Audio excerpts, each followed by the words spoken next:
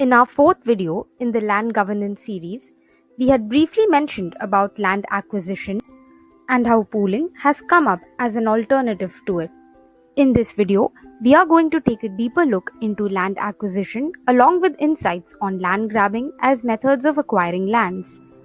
Land grabbing is a term used to refer to the unlawful possession of lands by private companies, individuals, or even the government. It is a larger blanket term used to speak of many kinds of possession of land. For example, acquisition of private lands by the government, acquisition of private lands by the government for companies to do infrastructure building activities, taking possession of government lands by forming irregular settlements, or possession of private lands by other powerful individuals by means of forged documents and collusion. Based on our understanding, even lands acquired through legal means can also be classified as grabbing, as often the consent of the landowners are not taken. Land grabbing has been a problem in India for many decades, but it has seen a significant rise in the last 20 years. It also forms a large part of all land-related issues in India.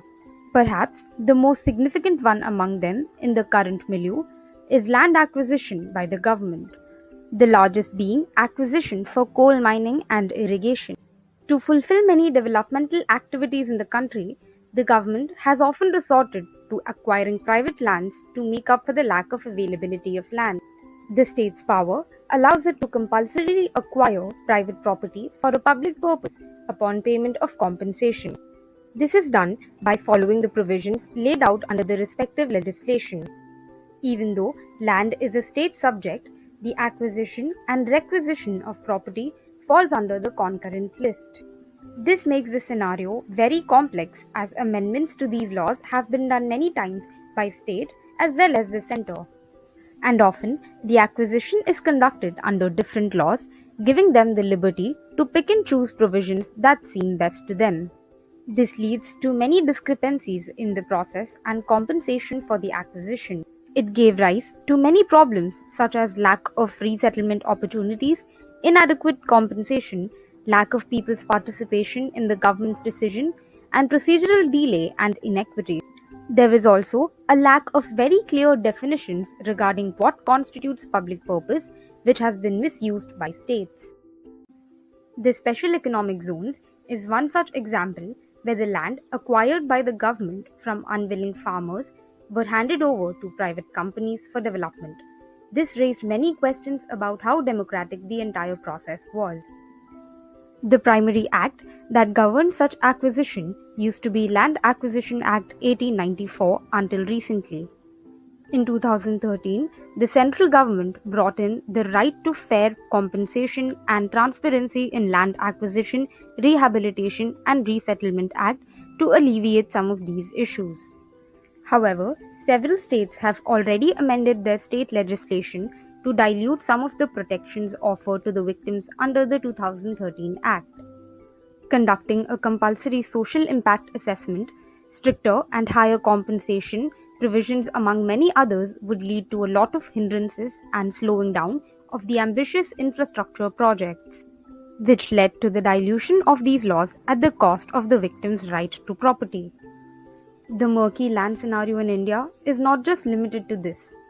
There have been many cases of land grabbing done by wealthy and powerful private individuals where they illegally possess private properties belonging to other people by forging documents. For instance, one such case is of the Pachiyamal family in Tamil Nadu who had been fighting a legal battle over land that has belonged to the family for over 2 generations. Some years ago, their land was forcibly taken over by a rich landlord who claims their dead parents owed him money. Such forceful possession is done by many construction companies as well on lands that are left vacant for a long time. Often by the time the original owners of the land find out about the illegal transfer, there is already a new building standing on it. Such issues are becoming increasingly common. For instance, Andhra Pradesh has seen a long-standing battle between the common people and the land mafia. Land mafias are a nexus between the wealthy individuals or private companies and revenue officials, tehsildars, or other government officials.